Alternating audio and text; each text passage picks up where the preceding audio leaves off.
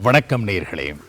DD தொலைக்காட்சியினூடாக உங்கள் அனைவரையும் சந்திப்பதில் பெருமகிழ்ச்சி அடைகின்றோம்.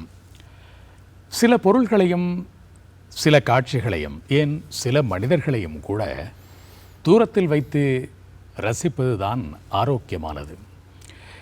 பெரும்பாலானவர்களை நெருங்கிவிட்டால் என்னவோ போலாகிவிடும். ஆனால் நெருங்கிய பிறகும் நம்மை வியக்க வைக்கக்கூடிய மனிதர்கள் மிகச் சிலரே. என் வாழ்க்கையில் நான் சந்தித்த மனிதர்களில் திரைத்துறையை பொறுத்தவரையில் அன்பு சகோதரர் கமல்ஹாசன் அவர்களை குறிப்பிடலாம். அதனை அடுத்து நெருங்கிய பிறகும் என்னை வியக்க வைக்கும் ஒரு மனிதரை இன்று நான் சந்திக்கப் போகிறேன். பன்முகத் திறமைகள் வாய்ந்தவர். வெறும் நடிகர் என்ற வட்டத்துக்குள் சுருக்கிவிட முடியாது. ஒரு நல்ல எழுத்தாளர், ஒரு தயாரிப்பாளர், சுய முன்னேற்றத்துக்கு உந்து சக்தியாய் விளங்கக்கூடிய பேச்சாற்றலில் வல்லவர், ஜீவகாருண்ய சிந்தனை உள்ளவர். இத்தனையும் கொண்ட பாலாஜி ரங்கநாதன் மாதவன். அப்படி சொன்னால் புரியாது. ஆனால் உங்கள் பேரபிமானத்துக்குரிய திரைக்கலைஞர் மாதவன் என்றால் புரியும். வணக்கம் திரு மாதவன் அவர்களே. மிக மிக நன்றி சார். உங்களுக்கு கனடா புதிதல்ல. ஒரு 28 ஆண்டுகளுக்கு முன்பு இங்கே ஓராண்டு கல்விக்காக வந்தீர்கள்.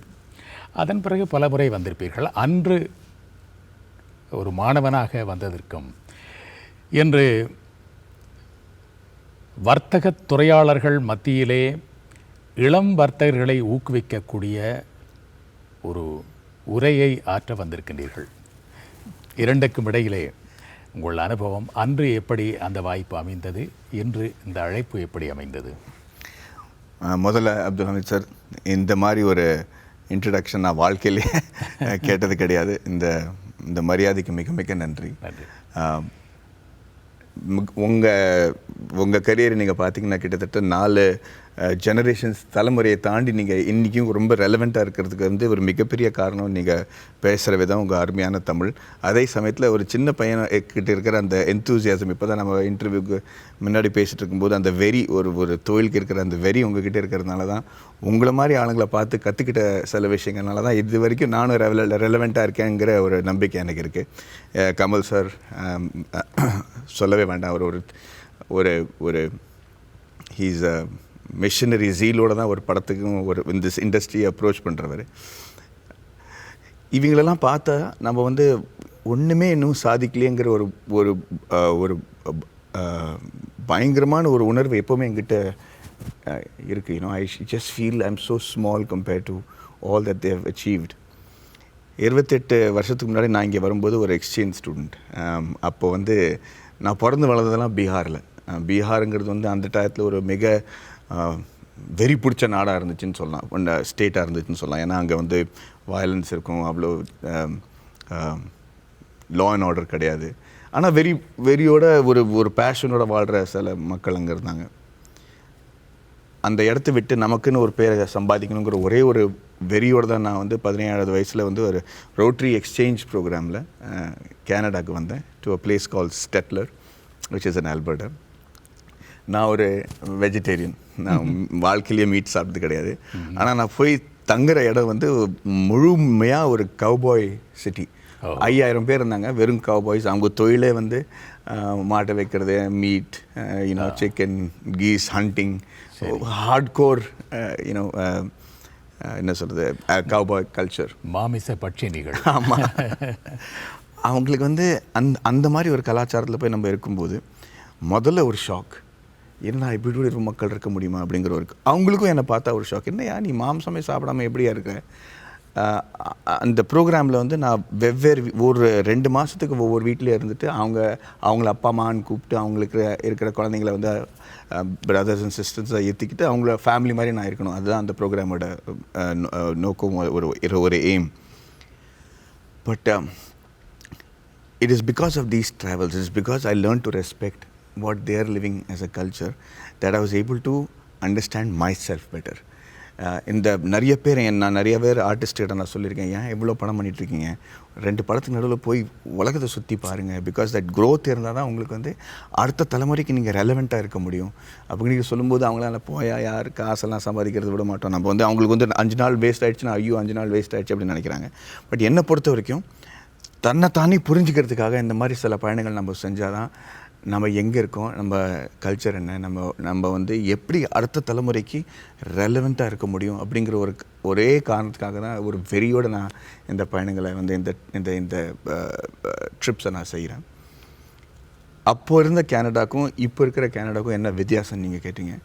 ஐ திங்க் ஒரு 5 மில்லியன் தான் பாப்புலேஷன் வளர்ந்துருக்கு, அவ்வளோதான் டிஃப்ரென்ஸ். தவிர இங்கே இருக்கிற மக்களோட அந்த இன்க்ளூசிவ்னஸ், அது வந்து தமிழ் எப்படி சொல்கிறதுன்னு எனக்கு தெரியாது, ஆனால் மனசால் எல்லாரையும் ஏற்றி அவங்க வந்து ஒரு கம்யூனிட்டாக ஒத்துக்கிட்டு அவங்கள வந்து வாழ வைக்கிறது வந்து ஒரே கண்ட்ரி விச் இஸ் கேனடா. பல்லின மக்களும் ஒன்றாய் வாழக்கூடிய அந்த ஆமாம் மனிதன் மதிக்கக்கூடிய பண்பு இங்கே அதிகமாக இருக்கிறது. ஆமாம் sir, I could have put it better, exactly that.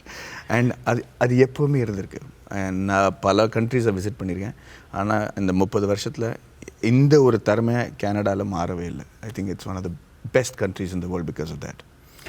இன்று கனடிய தமிழ் வர்த்தக சம்மேளனத்தின் 25வது ஆண்டு வெள்ளி விழாவிலே இங்கு மண்ணை, மக்களை, சுற்றம், உறவை பிரிந்து வந்தவர்கள் தம் மொழியையும் கலாச்சாரத்தையும் பண்பாட்டு குலங்களையும் சுமந்து வந்து புகலிடம் தந்த நாட்டிலே தலை நிமிர்ந்து வாழ்கின்றார்கள். அவர்களை சந்திக்கப் போகின்றீர்கள். அவர்களுக்கு உந்து சக்தியாய் விளங்கப் போகும் உரையை ஆற்றப் போகின்றீர்கள். உங்கள் ஆங்கில புலமை எல்லோரும் அறிந்தது. பலமுறை இணையத்திலே நானே பார்த்து வியந்திருக்கிறேன்.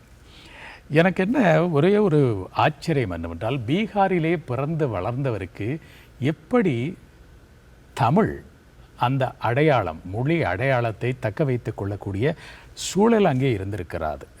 நம்மவர்களே புலம்பெயர்ந்து வந்தவர்கள் பெரும்பாலானவர்கள் நான் பார்த்திருக்கிறேன், I am Tamil but I don't know Tamil என்று சொல்வதை பெருமையாக நினைப்பவர்கள் இருப்பார்கள்.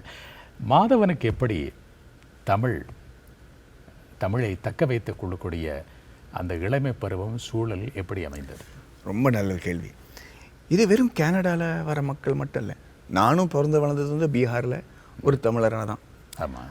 அங்கேருந்து அங்கே இருக்கிற மக்கள் என்னை பார்த்து பேசும்போது மதராசி அப்படின்வாங்க. அங்கேயும் நான் வந்து பிலாங் பண்ணல, ஐ வாஸ் நாட் அ நேட்டிவ். இந்த உலகத்தில் எனக்கு தெரிஞ்சு இப்போ இருக்கிற மிகப்பெரிய பிரச்சனை என்னென்னா, அடையாளம் இல்லாமல் இருக்கிறவங்களுக்கு தான் அடையாளத்தை தேடி போகிற விஷயத்தில் தான் அவங்க செய்கிற தப்பு. It could be terrorists, it could be people who are anti-social and the criminals, everything. எல்லாருக்குமே தேவையானது வந்து ஒரே ஒரு அடையாளம், ஒரு மரியாதை. அது வந்து யார் கொடுக்குறாங்களோ அதுக்கு அடிமையாக அவங்க ஆயிடுறாங்க. சரி, அது வந்து ஒரு தீவிரவாதியாக இருக்கலாம், அது வந்து ஒரு ஸோ எனக்கு வந்து அந்த அடையாளம் என் காரணத்துக்கும் நம்ம வந்து அந்த அடையாளத்தை விடக்கூடாது.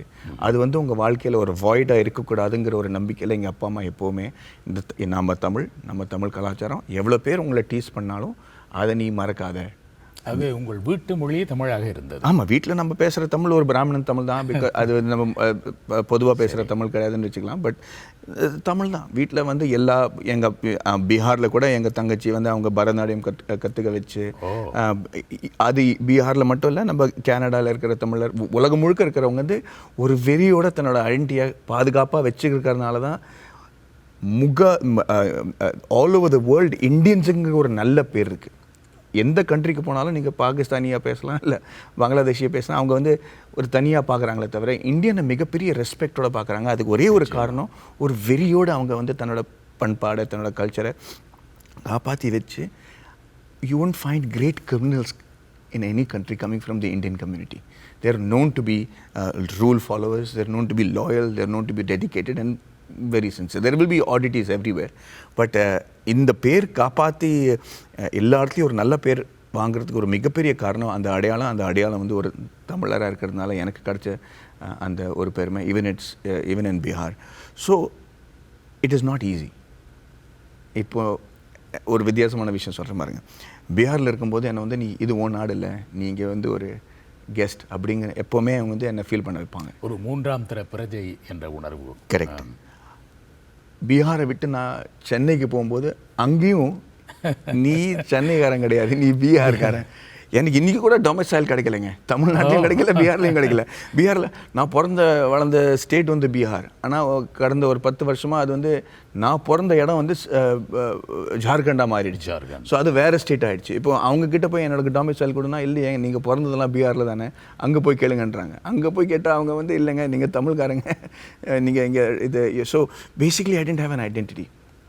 தி only identity I have was எங்கள் அப்பா அம்மாவோட மகன், அவங்களோட ரெப்புடேஷன், அவங்களோட கலாச்சாரத்தை பாதுகாப்பு வச்சு ஏன் அடுத்த தலைமுறைக்கு நான் அந்த கல்ச்சரை கொடுத்தா I think that will be my identity. I hope my son doesn't have a lack of ஐடென்டிட்டிங்கிற ஒரு நோக்கத்தில் தான் வந்து ஒரு வெறியோடு அதை ஃபாலோ பண்ணிட்டுருக்கேன். நன்றி. தமிழ் என்பது எங்கள் முகம், எங்கள் முக அடையாளம். ஆனால் தமிழனுக்கு முதலில் தாய்மொழி தெரிய வேண்டும். அதே வேளையில் பன்முக புலமை கொண்ட பன்மொழி புலமை கொண்டவனாகவும் தமிழன் விளங்கினால்தான் தாய்மொழிக்கே பெருமை. அதற்கு நல்ல உதாரணம் மாதவன். கனடாவில் வந்து கல்வி கற்றதும் உங்களுடைய அடிப்படை கல்வியே வந்து மின் அணுத்துறை, எலக்ட்ரானிக் மீடியா, அந்த துறையிலே நீங்கள் பட்டம் பெற்று ஒரு பெரிய பதவி வகிக்க வேண்டும் என்பது உங்கள் பெற்றோரின் ஆசை. ஆனால் உங்களுக்கு இருந்த ஆசையோ இராணுவத்தில் சேர வேண்டும் என்று. உங்களை பற்றி நாம் அறிந்தது அதுதான். அது மட்டுமல்ல, சாரணர் இயக்கத்திலேயே இணைந்து நீங்கள் இங்கிலாந்து சென்று பிரிட்டிஷ் ஆர்மி, நேவி, ஏர்ஃபோர்ஸ் இத்தனையிலும் பயிற்சியெல்லாம் பெற்று வந்து இராணுவத்தில் இணைய ஆசை கொண்ட நீங்கள், உங்கள் ஆசை ஒரு பக்கம், பெற்றோரின் ஆசை ஒரு பக்கம், ஆனால் இரண்டுக்குமே சம்பந்தம் இல்லாத தொலைக்காட்சி, சினிமா என்று நுழைந்து விட்டீர்கள். இது எப்படி, எங்கே ஆரம்பமானது? ஒரே வார்த்தை, அது வந்து விதி. எதிர்பார்க்காத வாழ்க்கை. அதான் அப்துல் சார், நான் வந்து இப்போ திரும்பி பார்த்தா என் வாழ்க்கை முழுமையாக வந்து என்னை ஒரு நடிகனாக ஆக்கணுங்கிற ஒரே நோக்கத்தில் தான் சென்று கொண்டு இருந்துச்சு. சரி. பீகாரில் பிறந்து அங்கே இருக்கிற ஹிந்தி, அங்கே இருக்கிற மொழி, அங்கே இருக்கிற கலாச்சாரத்தை புரிஞ்சுக்கிட்டேன். கனடா வந்தேன். கவுபாய்ஸோடு இருந்து அவங்க எப்படி மாடை வளர்க்குறாங்க, எப்படி அதை பிடிக்கிறாங்க, அவங்களோட நான் வந்து ஒரு ஒரு இன்டெப்த் லெவலில் அவங்கள வந்து புரிஞ்சுக்கிட்டு அவங்களோட வாழ்ந்துருக்கேன். அதே சமயத்தில் நீங்கள் சொல்கிற மாதிரி பிரிட்டிஷ் ராயல் ஆர்மி, நேவி அந்த ஏர்ஃபோர்ஸோட training, public speaking, engineering, defence in India எல்லாமே பார்த்தா எனக்கு வந்து ஒரு என்ஜினியராக ஆகணுங்கிற ஒரே காரணத்துக்காக தான் நான் வந்து எலக்ட்ரானிக்ஸ் படித்தேன். அது வந்து எங்கள் அப்பா அம்மா வந்து சந்தோஷப்படுறதுக்காக. ஏன்னா அவங்கள பொறுத்த வரைக்கும் என் பையன் வந்து ஐஐடி ஜாயின் பண்ணி இந்தியாவில் ஒரு மிகப்பெரிய பேர் வாங்கி மறுபடியும் வந்து டாடா ஸ்டீல் எங்கள் அப்பா அம்மா வேலை செய்கிற இடத்துல வேலை செஞ்சு அதே கம்பெனியில் வீடு வாங்கி எங்கள் அப்பா இப்போ இருக்கிற வீட்லேயே நான் வந்து மறுபடியும் குடிக்கிறக்கணும் அப்படிங்கிற ஒரு அவங்களோட ஆசை. அதுதான் எனக்கு வந்து ஒரே இடத்துல 25 வருஷமாக போய் வேலை செஞ்சு அதே மக்களோட வேலை செஞ்சு அவங்களோடயே இருக்கணுங்கிற ஒரு தாட்டே வந்து பயங்கரமாக இருந்துச்சு. என்னால் அது முடியாது. ஏன்னா ஐ கெட் ஈஸிலி போர்டு. எங்கள் அப்பா என்னை கேட்கும்போது உனக்கு என்னடா வேணும் அப்படின்னு ஒரு வாட்டி வெறியோடு கேட்டார். ஏன்னா நான் இன்ஜினியரிங் காலேஜில் அட்மிஷன் சரியாக கிடைக்கல. ஏன்னா எனக்கு 60% தான் கிடச்சிது இன் ஃபிசிக்ஸ், கெமிஸ்ட்ரி அண்ட் மேத்தமெட்டிக்ஸ். படிப்பில் அவ்வளோ ஸ்மார்ட்டாக நான் இல்லை அப்போ. ஏன்னா அது இன்ட்ரெஸ்ட்டே இல்லை. பட் ஓரளவுக்கு ஃபஸ்ட் கிளாஸ் வந்ததுனால I was not getting admission into the good colleges. So railway ட்ராக்கில் நடந்து போயிட்டுருக்கோம். நம்ம பஸ் கிடைக்கலன்னு வி ஹேட் டு வாக். எங்கள் அப்பா கண்ணில் வந்து அப்போது எனக்கு நல்லா ஞாபகம் இருக்குது. He had tears in his eyes. கண்ணில் அந்த கண்ணீரோடு எனக்கு கேட்டேன், உனக்கு என்னடா வேணும், என்ன செய்யணும்னு விருப்பப்படுற சொல்லு அப்படின்னு முதல் வாட்டியை திரும்பி என் கண்ணை பார்த்து கேட்ட ஒரு கேள்வி எங்கள் அப்பா. அப்போ வந்த ஒரு தைரியத்தில் நான் என்ன சொன்னேன்னா, அப்பா எனக்கு வந்து என்ன செய்யணும், என்ன ஆகுவேங்கிறது எனக்கு தெரியாது. ஆனால் எனக்கு எது மேலே இன்ட்ரெஸ்ட் இல்லைன்னு நல்லா தெரியும். நான் இன்ஜினியராக ஆக விரும்பலை அப்படின்னு. அன்றைக்கி அவர் ஒரு மனசு உடஞ்ச காட்சி என் கண் முன்னாடி நான் பார்த்தேன். he just sat down, he said, சரி what do you want to do அப்படின்னாரு அவர். I said I want to finish my electronics. நீங்கள் வந்து நீங்கள் ஆசைப்பட்டு எனக்கு வந்து கொடுத்த ஒரு நீங்கள் ஆசைப்பட்டது வந்து நான் முடிச்சு கொடுக்குறேன். I'll finish my electronics but let me follow my life அப்படின்னு சொல்லும்போது தான் life took some crazy turn sir. நான் ஏன்னா என்ஜினியரிங் பண்ணும்போது நான் என்சிசியில் ஜாயின் பண்ணி அப்போ தான் எனக்கு வெளிநாட்டில் போய் பயிற்சி கிடச்சிது வித் டிஃபென்ஸ்.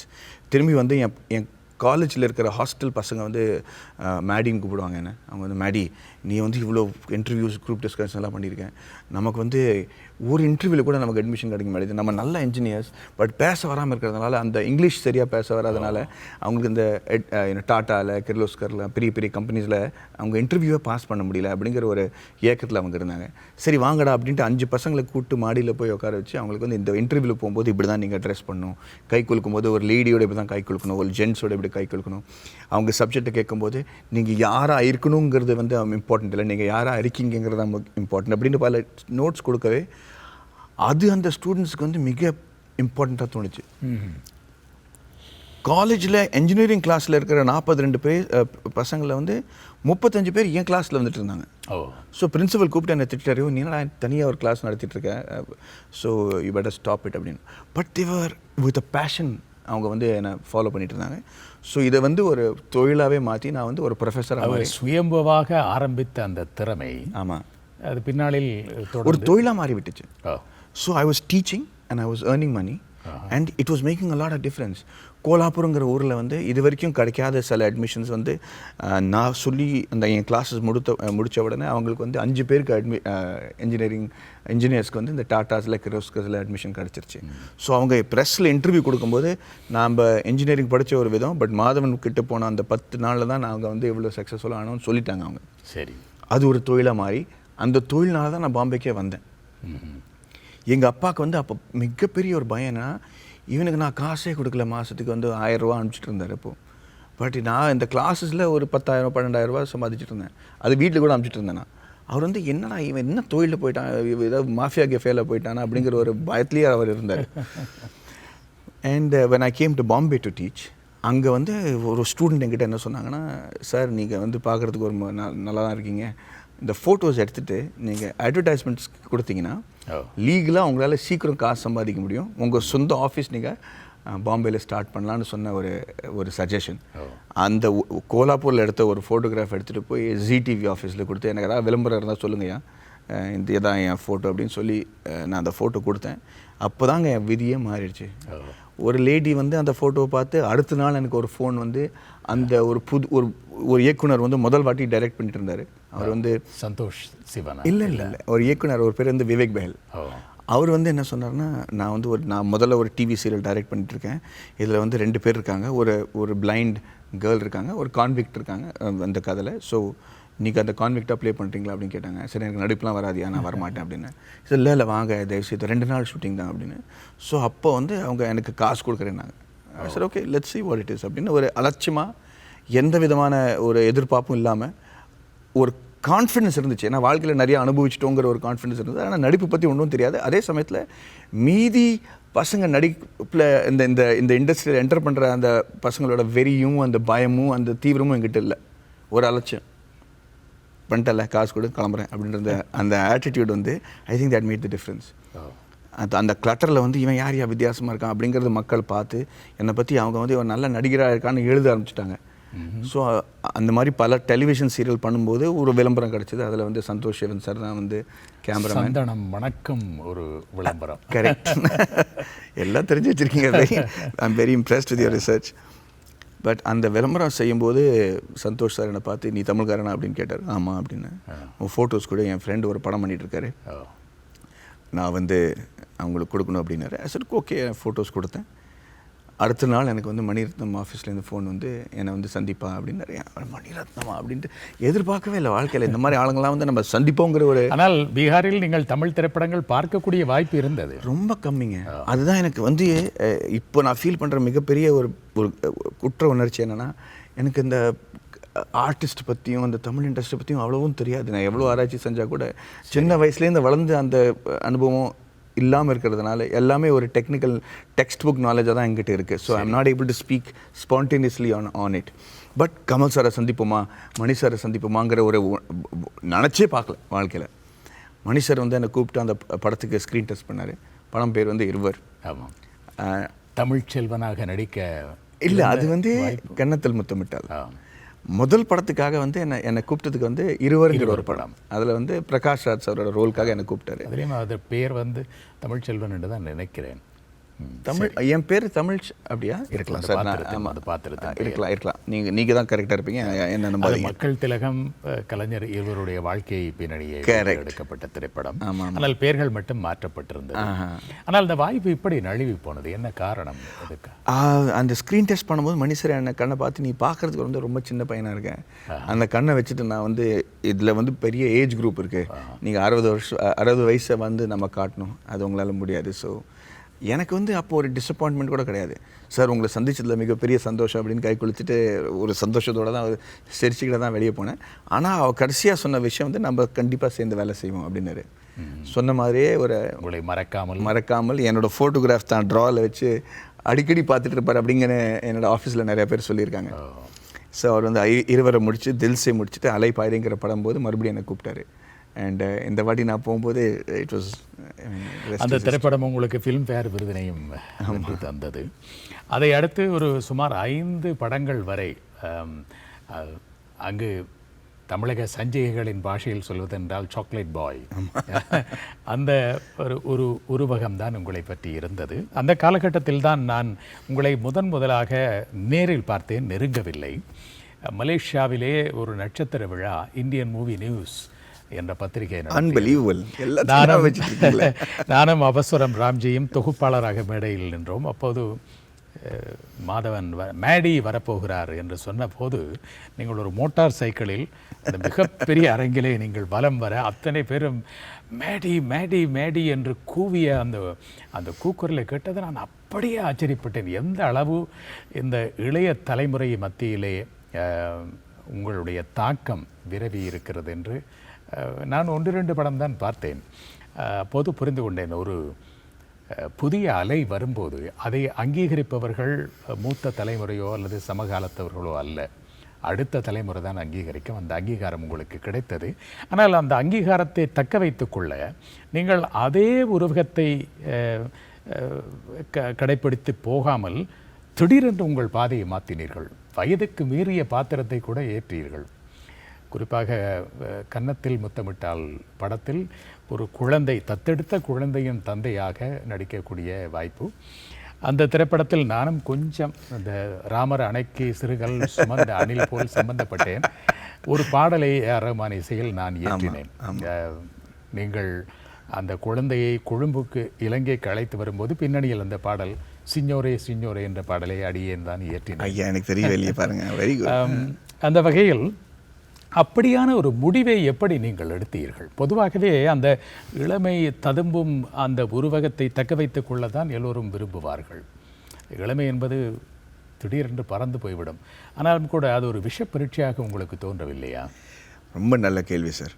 நீங்கள் சொல்கிற மாதிரி அந்த இளமைங்கிறது வந்து ஒரு is a very temporary phase. அது மட்டும் இல்லை, அது வந்து ஒரு பயங்கரமான ஒரு ஃபேஸ் கூட. ஏன்னா அதில் வந்து அந்த அன்பு மரியாதையும் வந்து கண்டிப்பாக நிச்சயமாக போய்விடும். ஏன்னா இளமைங்கிறது வந்து அவ்வளோ லாங் டேர்மில் இருக்கிற ஒரு விஷயம் கிடையாது. நான் முதல் படம் பண்ணும்போது எனக்கு வந்து 30 வயசு. அப்போது என்னோடய ஷாலினிங்கிற என்னோடய ஹீரோயின் அப்போ அவங்களுக்கு 19 வயசு. எனக்கு அப்போ புரிஞ்ச விஷயம் என்னென்னா, இதே பாதத்தில் நான் போனேன்னா உடனடியாக நான் வந்து இரலவெண்ட் ஆயிடுவேன். சரி, இந்த நம்ம முகத்தில் வேணால் நான் வந்து 30 இருக்கலாமே தவிர மனசில் வந்து ஒரு 45 இயர்ஸ் எக்ஸ்பீரியன்ஸ் இருந்துச்சு அப்போவே. So I had to swallow that bitter pill. எல்லாருமே இவன் வந்து வெறும் இந்த படங்கள் மட்டும் இல்லை, கன்னத்தில் முத்தமிட்டால் இல்லை அன்பே சிவம் இல்லை ரன் இல்லை வெவ்வேறு படங்கள் பண்ண முடியுங்கிற ஒரு நம்பிக்கை அவங்க வச்சுருந்தாங்க தான் என்னோடய லான்ஜிவிட்டி இருக்குங்கிற ஒரு நம்பிக்கையில் நான் இந்த பாதத்தை மாற்றினேன். இரண்டாவது, அந்த பாதத்தை மாற்றும் போது I had all the security.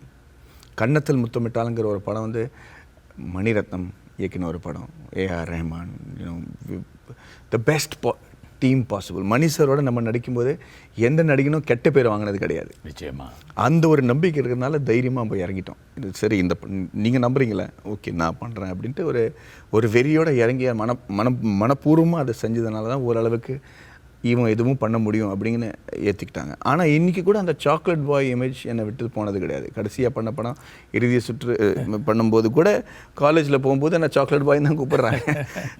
And வெள்ளை முடியை வச்சுட்டு நான் போயிருக்கேன் சார். யாருமே வந்து அப்போ சில 2 விஷயம் நடந்தது அப்போது. that helped me change my perception. ஒரு இன்ட்ரெஸ்டிங் விஷயம் என்னென்னா, அலைப்பாய்திங்கிற படம் ரிலீஸ் ஆகிறதுக்கு முன்னாடி பிஆர் பப்ளிக் ரிலேஷன் டிபார்ட்மெண்ட் வந்து சொன்னாங்க, இது பாருங்கள், உங்களுக்கு ஏற்கனவே கல்யாணம் ஆகிடுச்சுன்னு நமக்கு தெரியும், ஆனால் மக்களுக்கு சொல்லாதீங்க. மக்களுக்கு சொன்னால் உங்களுக்கு அந்த பெண்கள் மத்தியில் இருக்கிற ஃபாலோவிங் இருக்காது. ஏன்னா கல்யாணம் ஆன ஹீரோஸ் எல்லாம் வந்து யாருமே ஏற்றுக்க மாட்டாங்க, அவர்களுடைய கனவு நாயகனாக நீங்கள் இருக்க முடியாது, அதனால மார்க்கெட்டும் இருக்காது, படமும் வந்து பாதிக்கப்படும் அப்படின்னு சொன்னாங்க. அது எனக்கு கரெக்டாக தோணலை. நான் விரும்பி காதலிச்சு கல்யாணம் பண்ண ஒரு பொண்ணை எப்படி இல்லைன்னு நான் வந்து ஒரு பொய்யா வாழ முடியும்? அது பொய்யோட வாழறதுக்கு வந்து எனக்கு தைரியமும் கிடையாது, அந்த திறமையும் கிடையாது. சில பேருக்கு அந்த திறமை இருக்குது, என்னால் முடியாது.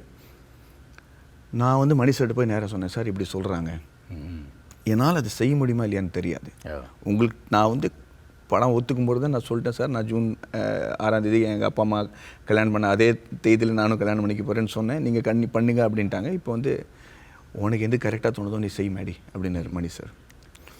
முதல் இன்டர்வியூ கொடுக்கும்போது பத்திரிகையாளர் கேட்குற முதல் கேள்வி, உங்களுக்கு ஏற்கனவே கல்யாணம் ஆகிடுச்சுல அப்படின்னு கேட்டாங்க. சரி, உங்களை ஏற்றுப்பாங்களா அப்படின்னு அந்த கேள்வி கேட்கும்போது முதல் கேள்வி, அந்த பிஆர் டிபார்ட்மெண்ட்லாம் உடனே தலை அடிச்சுட்டு ஐயோ இவன் என்ன சொல்ல போகிறேன்னு நான் வந்து கரெக்ட் அப்போ பிகினிங்லேயே சொன்ன விஷயம், ஆமாங்க எனக்கு கல்யாணம் ஆகிடுச்சு, இந்த பொண்ணை வந்து 7 வருஷமாக காதலிச்சு நான் வந்து மனப்பூர்வமாக ஏற்றின ஒரு மனைவி வந்து அவங்க பேர் சரிதா. நிறைய பேர் வந்து இதை பற்றி சொல்லாதீங்க, ஏன்னா பெண்கள் மத்தியில் வந்து அந்த வெறி போயிடும் அப்படின்னு சொல்கிறாங்க. ஆனால் என்னை பொறுத்த வரைக்கும் நான் ஒரு படத்தில் நடிச்சிருக்கேன், அதில் ஒரு நடிகனாக இருக்கேன். அந்த நடிப்பு அவங்களுக்கு பிடிக்கலனா என்னை வந்து ஒரு கனவுக்கான ட்ரீம் பாயாக வச்சுக்கிறதுல அர்த்தமே கிடையாது. It's is a character. என்னோடய நடிப்பு அவங்களுக்கு பிடிக்கலனா அப்புறம் நான் அவங்க மனசில் இருந்தும் பிரயோஜனம் இல்லை. It's as good as not being there. So I just want to say that I am married. அன்னைக்கு வந்து நான் சொன்ன அந்த விஷயம் வந்து all over Tamil Nadu, all over India எல்லா பேப்பர்லேயும் அவங்க எழுதி, பொதுவாக ஒரு 10 கடைதாசி கிடைக்கணும், இதில் வந்து ஒரு 1,00,000 கடைதாசி கிடச்சிது. இந்த மாதிரி தான் ஆள் இருக்கணும், எப்படி இருக்காங்க பாருங்கள், மனைவியை பற்றி பெருமையாக பேசுகிறேன், எங்கே போனாலும் மனைவி இருக்காங்க. பட் அது வந்து நான் ஒரு ஸ்ட்ராட்டஜியாக பண்ணல, அது உண்மை, அதனால தான் நான் அது செஞ்சேன். பட் த பப்ளிக் பெர்செப்ஷன் இப்படி சேஞ்ச் ஆனதுனால தான் எனக்கு ஒரு தைரியம் வந்துச்சு. So there is no harm in telling them the truth. I don't want to behave like I am 21, I am 46. ஸோ I think that worked for me, and that it was easy for me to change my path. வரிசையாக ஒவ்வொரு படங்களையும் பார்த்து வரும்போதும் இந்த கமல் எப்படி திரைப்படங்களிலே தசாவதாரம் எடுப்பது போல் பல்வேறு பாத்திரங்களை ஏற்பதற்கு ஓரளவு அவருக்கு ஒப்பனையும் துணையாக இருந்தது. ஆனால் மாதவனை பார்த்து நான் ஆச்சரியப்பட்ட விடயம், உடல் தோற்றத்தில் மாற்றங்களை செய்து கொண்டாலும் கூட ஒப்பனையை நம்பி இருக்கவில்லை மாதவன். ஆனால் முற்றிலும் வித்தியாசமான ஒரு பாத்திரத்தை அவர் உருவகிக்கும் அந்த அழகை பார்த்து ஆச்சரியப்பட்டேன். குறிப்பாக ஆயுத எழுத்து முதல் வந்த படங்களிலெல்லாம் ஒரு கொஞ்சம் மென்மையும் கொஞ்சம் பெண்மையும் கலந்த பாத்திர படைப்புகள். ஆனால் இது ஒரு முரடன், ஆனால் ஒரு குழந்தை போன்ற உள்ளம், 2 தன்மைகளை அந்த பாத்திர படைப்பில் பார்த்தேன். அதற்கு உங்களை எப்படி தயார்படுத்தி கொண்டீர்கள்? இந்த ஆங்கிலத்தில் இன்ஸ்பிரேஷன் சொல்வார்கள், இதுபோல் அப்படியான மனிதர்களை எல்லாம் பார்த்து அவர்களிடமிருந்து அவர்களுடைய உடல் மொழிகளை எல்லாம் பார்த்து நீங்கள் கற்றுக்கொண்டீர்களா, அல்லது உங்களுக்குள்ளேயே ஒரு பாத்திர படைப்பு உருவகித்துக் கொண்டு? முதல்ல வந்து எனக்கு ரொம்ப பொறாமையாக இருக்குது சார், நீங்கள் பேசிட்டே இருந்தால் நான் கேட்டுகிட்டே இருப்பேன் அப்படிங்கிற ஒரு, ஏன்னா அது என்ன பதில் சொல்கிறது தெரியாது, அவ்வளோ அருமையாக நீங்கள் பேசுகிறீங்க. It's so beautiful to hear your Tamil. ஆயுத எழுத்துங்கிற ஒரு படம் பண்ணும்போது மணி சாருக்கு வந்து அவ்வளோ நம்பிக்கை இல்லை. ஏன்னா நீ ஒரு சாக்லேட் பாயாக இருக்க, கன்னத்தில் முத்தமிட்டாலே நான் வந்து காசு பண்ணி தப்பு பண்ணிட்டேனோ அப்படின்னு யோசிச்சுட்டு இருக்கேன். இதில் ஒரு முரடனா, ஒரு கொலைக்காரனா, ஒரு அதே சமயத்தில் ஒரு உள்ளத்தில் ஒரு சின்ன குழந்தை. ஆனால் கொலை பண்ணும்போது அந்த பாயிண்ட் நான் கரெக்டாக சொல்கிற மாதிரி இருக்கேன். அவர் அந்த நம்பிக்கை என்னை கூப்பிட்டு சொன்னார், நீ வேணால் சித்தார்த் ரோல் பண்ணுறியா அப்படின்னு கேட்டார். சார் எனக்கு வந்து இந்த ரோல் தான் செய்யணும், ஏன்னா இந்த படத்துலேயே மிக சிறந்த ரோல் வந்து இந்த ரோல் தான், எனக்கு 1 மாதம் கொடுங்க அப்படின்னு. மணிசருக்கு நம்பிக்கை இல்லைன்னா அது ஒரு மிகப்பெரிய பாதிப்புன்னு எனக்கு புரியும். ஏன்னா அவருக்கு வந்து நம்பிக்கை இல்லாமல் ஷூட்டிங்கில் போய் அவரை கன்வின்ஸ் பண்ணுறதுலேயே பாதி மனசும் பாதி அட்டென்ஷனும் போயிடும்.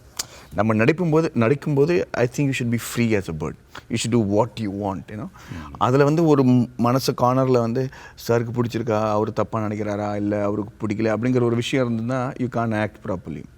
அது எனக்கு புரியும், அப்போ புரிஞ்சிருச்சு.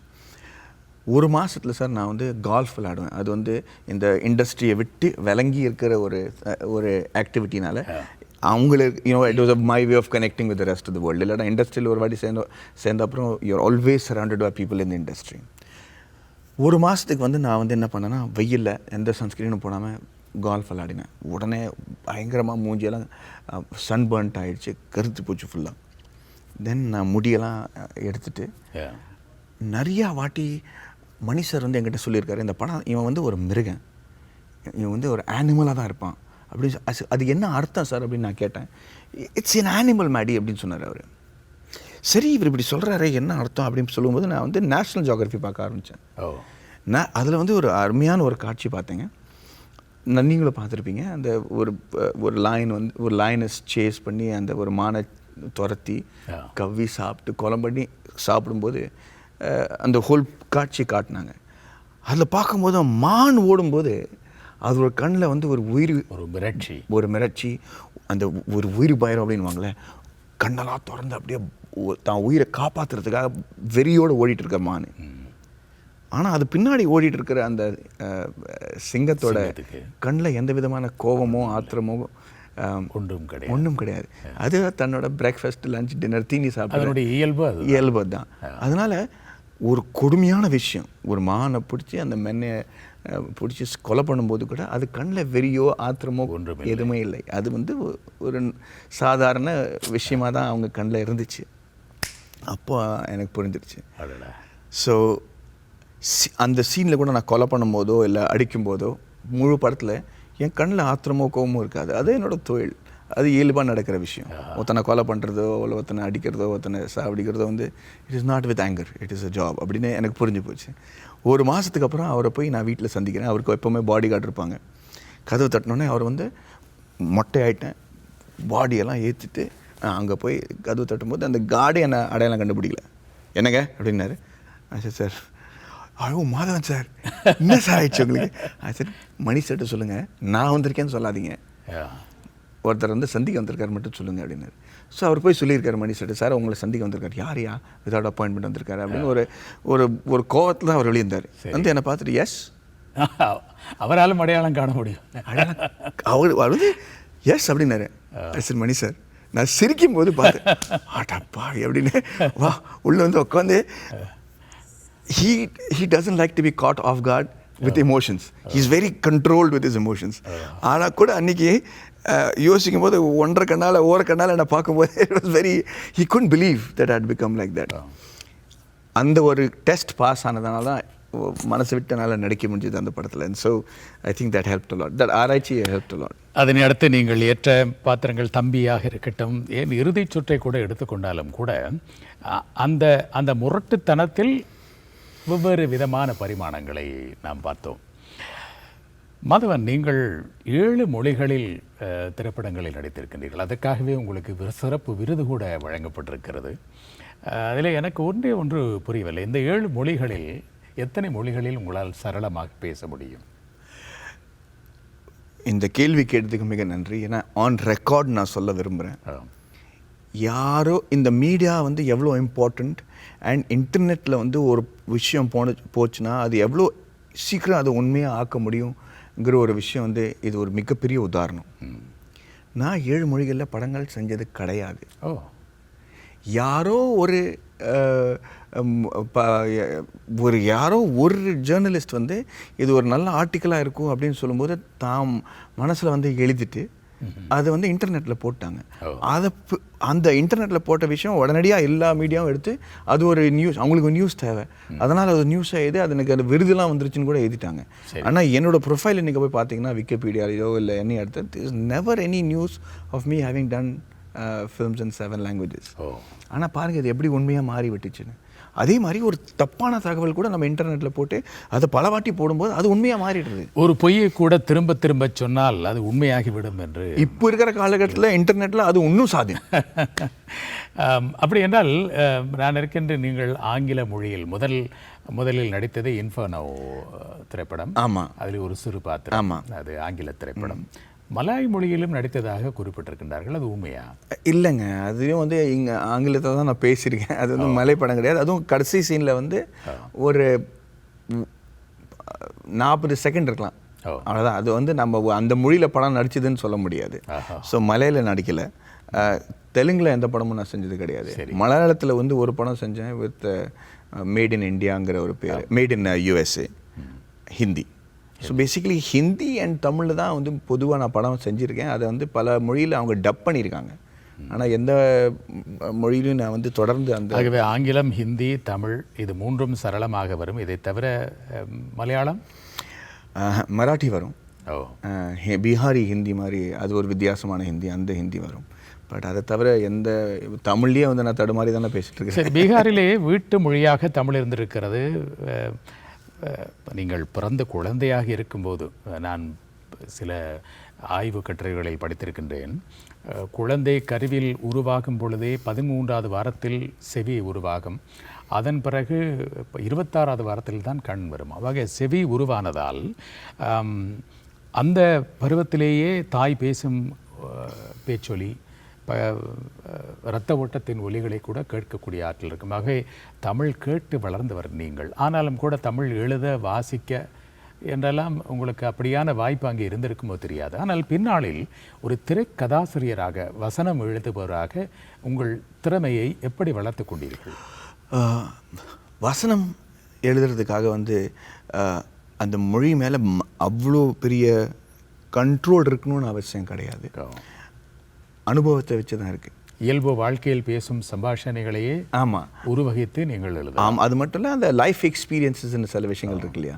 நான் என் மனைவி கிட்ட எப்படி பேசுகிறேன், அது எந்த மொழியில் பேசினாலும் அதோட அர்த்தம் வந்து அதுதானே. அதனால் அந்த அர்த்தத்தை வந்து கரெக்டாக யாராவது வந்து என்ன ட்ரான்ஸ்லேட் பண்ணி தமிழில் கொடுத்தாங்கன்னா அது வந்து ஆயிடுறதே தவிர அந்த மாதிரி தான் நான் டயலாகை எழுதியிருக்கேனே தவிர நான் வந்து தமிழில் எழுதுனது கிடையாது. அது வந்து ஒரு மிகப்பெரிய குறையாக என் வாழ்க்கையில் எப்போவுமே இருக்கும். கூடிய சீக்கிரம் கற்றுக்கணுன்னு ஆசைப்பட்றேன். பட் என்னென்னா சார், ஒரு ஒரு ஒரு ஹைலி என்ஜினியர்ட் காரோட 6 சிலிண்டர்ஸ் இன்ஜினில் அது ஃபாஸ்ட்டாக ஓடும்போது அதில் ஒரு சிலிண்டர் கரெக்டாக வேலை செய்யலைன்னு வச்சுக்கலாம், அது எப்போவுமே ஓரளவுக்கு வாபுல் தான் செஞ்சுட்ருக்கும். அது 180 km/h போனால் கூட அதில் ஒரு தவறு இருந்துக்கிட்டே இருக்கும். அதனால it's better to have only 5 சிலிண்டர்ஸ்னு நினைக்கிறேன் நான்.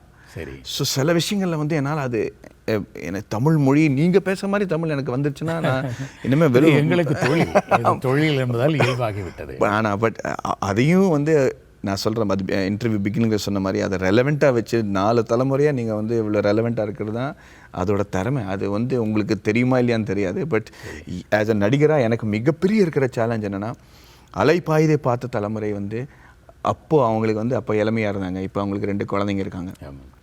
ஆனால் இப்போ வர தலைமுறைக்கு நான் எப்படி ரெலவெண்ட்டாக இருக்க போகிறேன், அதுதான் மிக முக்கியமான ஒரு விஷயமா இருந்துச்சு. அதனால என்னோடய லைஃப் எக்ஸ்பீரியன்ஸஸ் பேஸ் பண்ணி எழுதுகிற டயலாக் தான் ரெலவெண்ட்டாக இருக்குது. அது இறுதி சுற்றாக இருக்கட்டும், அல்ல நல்லது மென்டி, அல்ல ஹிந்தி படமாக இருந்தாலும் அந்த எக்ஸ்பீரியன்ஸ் இருக்கிறதுனால தான் சரி இவனை வந்து நம்ம நம்பலாம். இவன் வந்து ஒரு டிவியில் பார்க்குறதுக்கும் 70 mm ஸ்க்ரீனில் பார்க்குறதுக்கும் ஒரு மிகப்பெரிய வித்தியாசம் என்னென்னா, 70 mm பார்க்குற ஒரு மனுஷனை வந்து நம்ம வந்து ஆஸ்பிரேஷனாக தான் பார்க்க முடியும். இவர் மாதிரி நான் இருக்கணுங்கிற ஒரு உணர்வு வந்தால் தான் நீங்கள் ஹீரோவாக ஆக முடியும். இவனோட நல்ல பாடி எனக்கு இருக்குது, என் மனைவி இவனோட ஹீரோனோட அழகாக இருக்கா அப்படின்னா அவன் தாழ்ந்து போயிடுவான் உடனடியாக. அப்புறம் உங்களால் அந்த தொழிலில் இருக்க முடியாது. So I think only because of that I started writing my own dialogues. திரைத்துறையிலே பல்வேறு அம்சங்களில் சுயம்புவாக உங்கள் திறமையை வளர்த்திருக்கின்றீர்கள். ஆனால் ஒரு தயாரிப்பாளராக வேண்டும் என்ற எண்ணம் எப்படி வந்தது? ஏன் கேட்கின்றேன் என்றால், தமிழகத்தில் இருக்கும் சூழல் இந்தியா முழுவதும் எப்படி இருக்கிறதோ எனக்கு தெரியாது. கமல் கூட வேடிக்கையாக சொன்னார், ஒரு திரைப்படம் தயாரிக்க 50,000 ரூபாய் போதும், ஆனால் அந்த திரைப்படத்தை வெளியிடுவதற்கு 5 கோடி ரூபாய் வேண்டும் என்று சில நியமங்கள் இருக்கின்றன. எப்படி அந்த துணிச்சல் வந்தது நீங்கள் ஒரு தயாரிப்பாளராக? துணிச்சல் இல்லை, அது வந்து ஒரு வெறி அண்ட் ஒரு டிஸப்பாயின்ட்மெண்ட் அப்படின்னு சொல்லலாம். ஏன்னா அடுத்த கட்டத்துக்கு போகணுங்கிற ஒரு வெறியோடு நான் செலக்ட் பண்ணுற கதைகளுங்களுக்கு வந்து எனக்கு தயாரிப்பாளர் கிடைக்கல. இன்ஃபேக்ட் மின்னலேங்கிற ஒரு படம் என்னோடய அலைப்பாயுதைக்கு அப்புறம் வந்து ஒரு மிகப்பெரிய ஹிட், ஒரு சரித்திரமாக மாறின ஒரு படம். அதுக்கே எனக்கு வந்து அப்போவே எனக்கு ப்ரொடியூசர்ஸ் கிடைக்கல.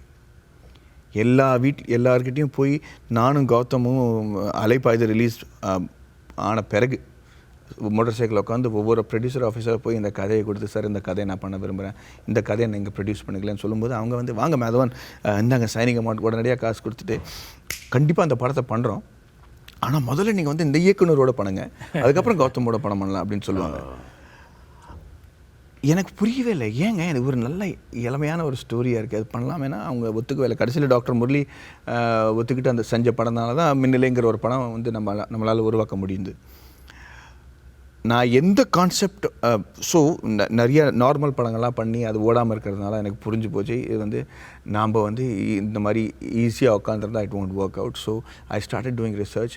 எனக்கு பிடிச்ச கதைங்களுக்கு வந்து தயாரிப்பாளர் கிடைக்கவே இல்லை. சரி, இது let's put my money where my mouth is நினச்சி தான் தயாரிப்பாளராக இறங்கினேன். முதல்ல வந்து எவனோ ஒருவன், அடுத்தது வந்து இறுதி சுற்று. ஆனால் ஒரு தயாரிப்பாளராக இருக்கிறதுக்கு வந்து உங்கள் மைண்ட் செட் ரொம்ப வித்தியாசமாக இருக்கணும் சார்.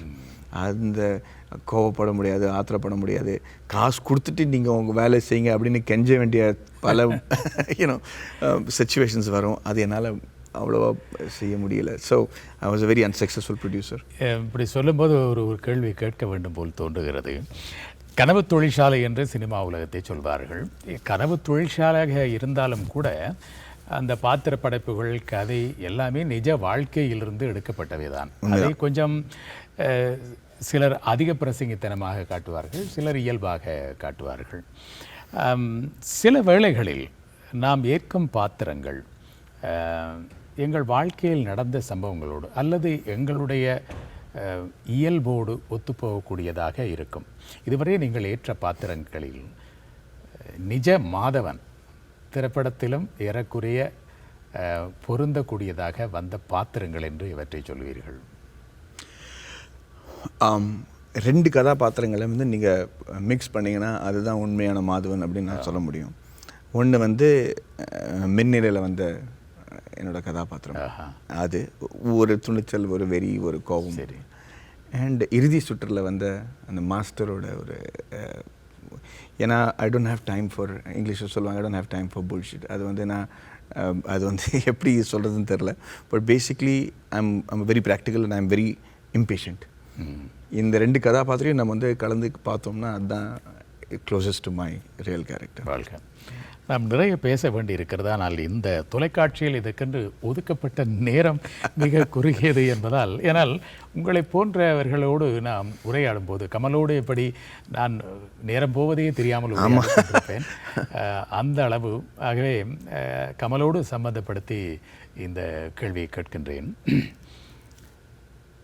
திரைத்துறையில் ஒரு நடிகனாக அறிமுகப்படுத்தப்பட்டவனுக்கு அந்த தன் துறை சார்ந்த அறிவு மட்டும் இருந்தால் போதும். ஆனால் அதை தாண்டி பல்துறை அறிவு பெற வேண்டும் என்ற உந்துதல் உங்களுக்கு எப்படி ஏற்பட்டது?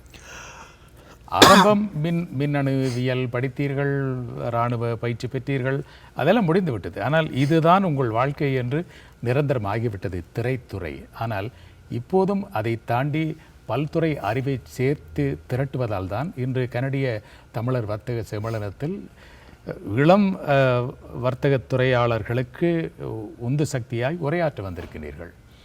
இந்த உந்துதல், இப்படியான அறிவை திரட்ட வேண்டும் என்ற உந்துதல் ஏன், எப்படி வந்தது? காரணம், இந்த செவியை பார்த்து கொண்டிருப்பவர்களுக்கு அது பயனுள்ளதாக இருக்கும். எப்படி அந்த உந்துதல் உங்களுக்குள் உருவாகும்? ஒரு காலத்தில் வந்து ஒரு ஜென்ரேஷன் மாறுறதுக்கு 10 வருஷம் ஆகும் அப்படின்வாங்க. அது ஒரு காலத்தில் உண்மையாக இருந்துச்சு. இப்போ அந்த ஜென்ரேஷன் மாறுறதுக்கு 3 வருஷம்தான். ஃபோனோட மாடல் மாற ஜென்ரேஷன் மாறிட்டுருக்கு, அதுதான் உண்மை. சரி. இப்போ வாட்ஸ்அப் கலாச்சாரம்னு ஒன்று இருக்குது. அந்த உங்களுக்கு தெரியும் ஏற்கனவே. இப்போ நம்ம தான் அதில் வந்து அதுலேயே வந்து மேம்ஸ் அண்ட் அந்த வாட்ஸ்அப்லேயே இருக்கிற வார்த்தைகள் எழுதாமல் வெறும் அந்த எமோஜிஸால் கம்யூனிகேட் பண்ணுற ஒரு மொழியே இருக்குது. அந்த இவ்வளோ இந்த எமோஜிஸை சேர்ந்து நம்ம சிரிக்கிற ஒரு எமோஜி, கண்ணீரோட ஒரு எமோஜி, ஒன்று வந்து கை காட்டுற ஒரு எமோஜி அப்படின்னு வந்தால் அதுக்கு ஒரு அர்த்தம் இருக்குது. அது ஒரு சாதாரண மனுஷனுக்கு புரியாது. அது புரியவங்களுக்கு மட்டும்தான் அது புரியும். அந்த மாதிரி ஒரு மொழி ஆயிட்டுருக்கு. அது மட்டும் இல்லை, இந்த எலக்ட்ரானிக் ஜென்ரேஷன், இந்த யங்கர் ஜென்ரேஷன். இப்போ நீங்கள் பார்த்தீங்கன்னா என் பையன் வந்து ஐபேடை வந்து இங்கே ஃபுல்லாக கண்ட்ரோல் பண்ணிட்டான். ஆனால் அவன் வந்து ஒரு பொறுப்போடு வாழ்ந்துட்டுருக்கான். அந்த ஜென்ரேஷன் நம்ம பார்த்தோம்னா ஆச்சரியமாக இருக்குது எனக்கு. அவங்க வந்து இப்போ மாம்சம் சாப்பிட மாட்டேன்னு ஒரு முடிவு பண்ணிட்டாங்க. அவங்க வந்து ஓட்டிங் நான் ஓட் பண்ணலன்னா என் வீட்டில் வந்து அவங்க கேட்குறாங்க, எதுக்கு நீங்கள் ஓட் பண்ணல? அவனுக்கு வந்து அப்போ 7 வயசு. ஆனால் ஒரு பொறுப்போடு அவங்க வந்து வாழ்ந்துட்டுருக்காங்க. அந்த தலைமுறை மாற மாற நாம் வந்து நம்ம பெரிய ஸ்டார், நம்ம என்ன பண்ணாலும் அவங்க ஏற்றுப்பாங்க அங்கிறது வந்து ஒரு பெரிய folly. It is a mistake. You have to be relevant. எனக்கு பொறுத்த வரைக்கும் மிக சிறந்த வெற்றி அடைந்த ஒரு நடிகர் வந்து மிஸ்டர் அமிதாப் பச்சன். ஏன்னா 50-60 வருஷமாக நடிச்சிட்ருக்காரு. ஆனால் இன்றைக்கி கூட வெற்றி அடைகிற படமாகவும் இருக்கார். அதே மாதிரி யங்கர் ஜென்ரேஷனுக்கு ஒரு இன்ஸ்பிரேஷனாக இருக்கார். ஏன்னா எப்போவுமே புதுசாக ஏதாவது வந்து ஆராய்ச்சி செய்வார். தன்னை வந்து ஒரு இயக்குனர்கிட்ட வந்து முழுமையாக சமர்ப்பித்து அவர் நடிக்கிற ஒரு நடிகர் அவர் தான். So for me to be alive and to be the alpha male on the செட்டில் போனால் என்னை ஹீரோவாக மதிக்கிற ஒரு விஷயமா இருக்கணும்னா I should be that in real life also. அதனால் பல விஷயங்கள் வந்து இன்றைக்கி கூட நீங்கள் பார்த்தீங்கன்னா ஏதாவது புது ஒரு விஷயமா இருந்துச்சுன்னா எல்லாத்தையும் கொள்வீர்கள் உடனடியாக. ஒரு வெறியோடையும் எல்லாத்தையும் மறந்து என் மனைவி அடிக்கடி சொல்லுவாங்க, உனக்கு எதாவது புதுசாக தெரிஞ்சால் நீ ஒரு சின்ன குழந்தையாக மாறிடு, நீ ஒரு ஸ்டார்னு கூட பார்க்க மாட்டேங்கிற, உடனே இறங்கி போய் அது எப்படின்னு கேட்டிருக்கேன். ஆனால் கடவுள் பண்ணுறது அந்த உணர்வை என்னை விட்டு போகக்கூடாதுங்கிறதா நான் வந்து வேண்டிக்கிறேனே தவிர ஐ think that is my only tool. வாழ்க. இந்த தேடல் உணர்வு வாழ்க்கையில் நம்மை இழுத்து செல்லும், அது ஒரு கடிவாளம் போல் நம்மை முன்னே கொண்டு செல்லும் என்பதை உங்கள் இந்த எண்ணத்தில் இருந்து நாம் புரிந்து கொண்டோம். நிச்சயமாக அது இந்த தொலைக்காட்சியில் இந்த நிகழ்ச்சியை பார்த்து கொண்டிருக்கும் இளம் தலைமுறைக்கு அது நல்ல ஒரு உந்து சக்தியாக அமையும் என்று நினைக்கின்றேன். ஒரு நாள் முழுவதும் உங்களோடு உரையாடினால் இன்னும் இன்னும் கேட்டறியலாம். ஆனால் எங்களுக்கு கொடுக்கப்பட்ட நேரம், அந்த களம் இவ்வளவுதான். ஆகவே இப்போதைக்கு விடை பெறுகின்றோம் என்று நினைக்கவே கொஞ்சம் மனதுக்கு சங்கடமாக இருக்கிறது. மீண்டும் ஒரு நாள் சந்திப்போம் மாதவன். உங்களுடைய வாழ்க்கை எதிர்காலம் என்றுமே மகிழ்ச்சி நிறைந்ததாக, சுபீட்சம் நிறைந்ததாக, இன்னும் பல சிகரங்களை நீங்கள் தொடக்கூடிய வரம் உங்களுக்கு கிடைக்க வேண்டும். அதற்கு எல்லோருக்கும் பொதுவான ஏக இறைவன் அருள வேண்டும் என்று வாழ்த்தி விடைபெறுகின்றோம். நன்றி, வணக்கம். மிக மிக நன்றி சார். Thank you so much.